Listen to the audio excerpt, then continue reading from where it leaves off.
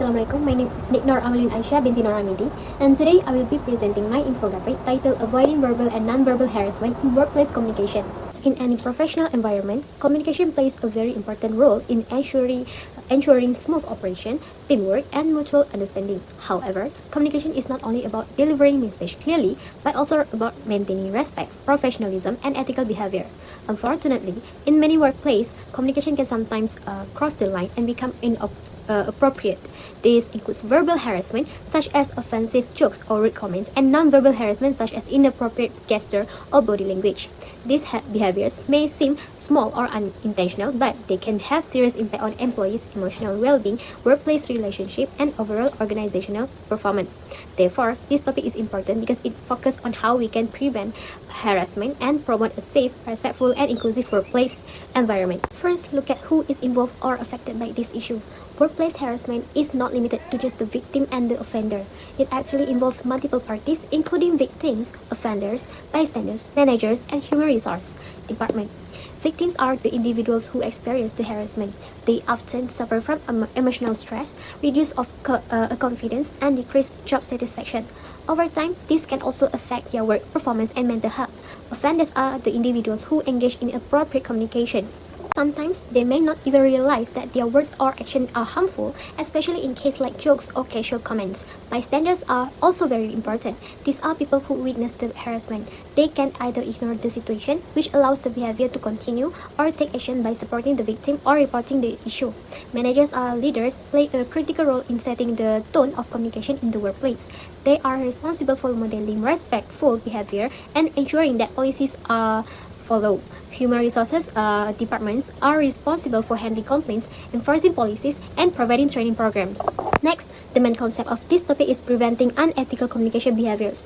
Harassment in workplace communication can be divided into three main types. First is verbal harassment, which includes language, offensive jokes, inappropriate comments, or discriminatory language related to gender, race, or religion.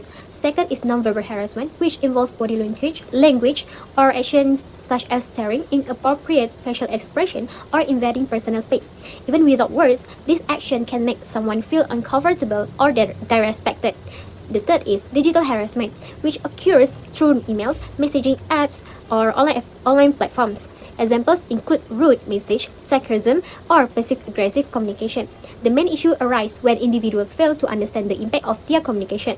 Sometimes people think they are joking, but the person may feel hurt or disrespected. This shows that harassment is not only about intention, but also about how the message is received. To address this issue, organizations need to promote ethical communication, awareness, and clear policies. Now, let's look at when this issue usually occurs. Although harassment can happen at any time, it is more likely to occur in certain situations. For example, during high-pressure situations, such as tight deadlines or conflicts, individuals may lose control of their emotions and communicate in a harsh or inappropriate manner. It also commonly occurs during performance evaluation or feedback seasons, where there is a power imbalance between managers and employees. In addition, harassment often happens during informal conversations, such as casual chats or jokes. In these situations, people may feel too comfortable and unintentionally cross boundaries. Another important situation is online communication, where message can easily be misunderstood due to the lack of tone and facial expressions. Harassment can occur in various environments. Firstly, it can happen in the physical workplace, such as offices, meeting rooms, and company events, where employees interact face-to-face. Secondly, it occurs in the digital workplace, including emails, messaging platforms like WhatsApp, or Teams, and virtual meetings such as Zoom. In digital communication, the absence of tone and body language increases the risk of misunderstanding and inappropriate responses. Thirdly, harassment can also occur in customer-facing roles, where employees interact with clients or customers who may display inappropriate behavior.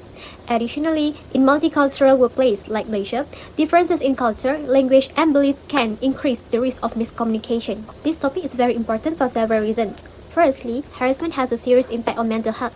Employees who experience harassment may feel stressed, anxious, or emotionally exhausted. Secondly, it affects productivity and performance. When employees feel unsafe or uncomfortable, they are less motivated and less focused on their work. Thirdly, harassment damages trust and teamwork, creating a negative and toxic work environment. Finally, it can lead to legal and financial consequences for organizations, including lawsuits and damage to the company's reputation.